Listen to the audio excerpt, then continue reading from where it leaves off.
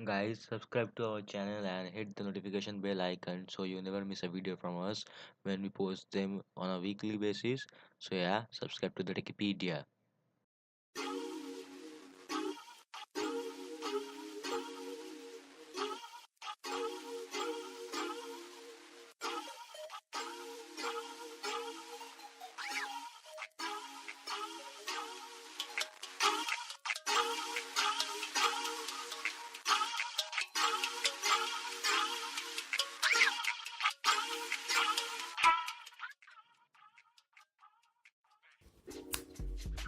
So hey guys, I am back again with another video. We were having our exams so couldn't make videos for that reason, so sorry.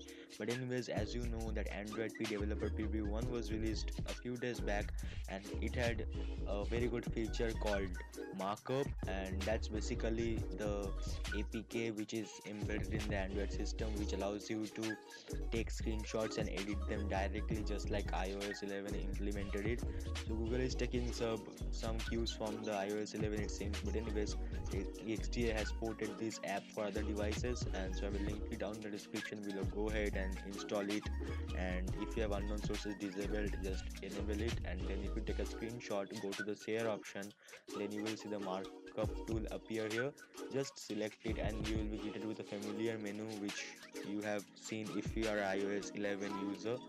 And so now there are a few options, like you can crop the picture or you can write something on the picture. There are two types of ink available. One is a very thin and strong ink, another one is a bold and transparent kind of ink, and you can change the color and whatnot and do that kind of stuff. And after you've done it, if you want to undo the thing, you can undo it or redo it. There are two options available, and after you're done, you can just tick mark it and save it after giving it permission if you're using it for the first time.